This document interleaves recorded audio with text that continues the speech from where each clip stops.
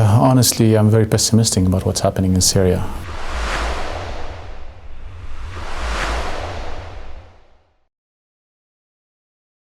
First of all, because there's no genuine intentions from the regime to move forward or to have reforms or to implement any of Kofi Annan's plan.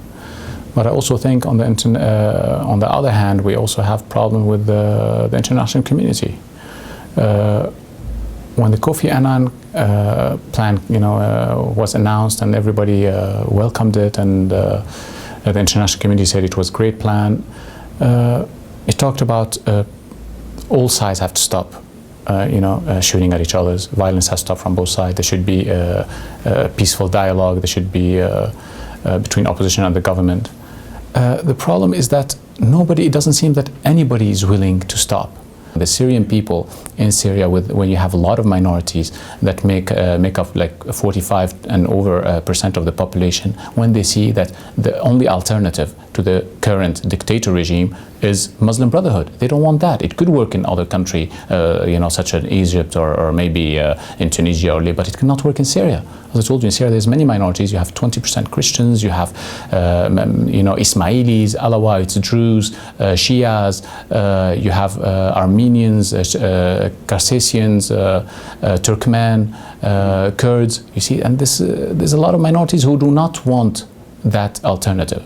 The Western, powers, or the US, the UK, Germany, all the international community doesn't work on unifying the opposition. How are they going to unify? The West has to take a lead instead of leaving things to Ankara, subcontracting Ankara. The West open, like they leave things for Ankara, Saudi, and Qatar to do this job. Well, you have to know that these countries, first of all, Turkey, the ruling party today is an Islamic party, so they're biased towards the SNC. They don't want any other groups. And again, on the other side, the problem is that Turkey is seen by many Syrian, and they used to teach children until a few years ago that Turkey is an occupier. It was in all our syllabus. Turkey occupies Syrian lands, and which is much larger than the Golan Heights, and people still remember that. Again, Turkey, people don't forget that during the Ottoman Empire, Turkey killed a lot of minorities. You see, so. Do you think the Kurdish people will go to have meetings in Turkey? They have, Turkey has problem with their own Kurdish people in Turkey. Do you think that the Christians who are very close to the Armenians in Syria, we have a lot of Armenians, do you think they would go and have meetings in Turkey? Of course not. Do you think that other minorities such as Alawite, Druze, who have suffered again under the Shias under the Ottoman Empire, would they believe of having a meeting in Turkey? Again, not. And again, Saudi and Qatar or Gulf states, I don't think it's very much in their interest to have democracies, to have a genuine democracy in Syria or in the Middle East, because that means that will come to them. When we are with democracy, I always repeat it, and it's very important, we have to be with democracy everywhere. When we are for freedom and human rights, we have to be for freedom and human rights everywhere. We cannot be selective. Oh, we are for freedom and human rights and democracy in this country, but not in Saudi because, they have oil, or not in Qatar because they're investing a lot in Europe. This cannot work. It could have worked 20 years ago because there was no satellite televisions, there were no internet, there were no mobile phones. Today, people could easily see this hypocrisy in dealings or dual dealings with things, Oh, you are with this country, but how come then you go and praise Saudi, Or how come you allow this and not allow that? You see, people are very able, today people are bright and very well connected. You should talk Syria in the larger picture for people to understand a bit better what's at risk there.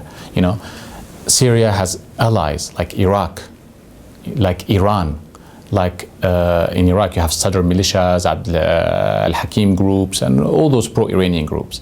And in Lebanon, you have Hezbollah in Lebanon, you have General Aoun, you have the Syrian National Party, you have the Ba'ath Party in Lebanon, you have Sleiman Frangi, and today the government in Lebanon is entirely with the Syrian regime. And you see, those people, they know very well, any of Syria's allies, that if the Syrian regime falls, that they are finished. And this is why they will never let the Syrian regime fall. When President Assad, the father, was in charge, he was really in charge.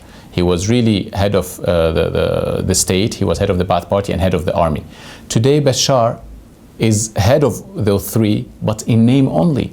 He is a figurehead, you see, and he would really change nothing. But what he could do symbolically to get those people, to get rid of those corrupt people, is that he should, come out and say openly, I'm ready to step down and join my people and get rid of those corrupt people.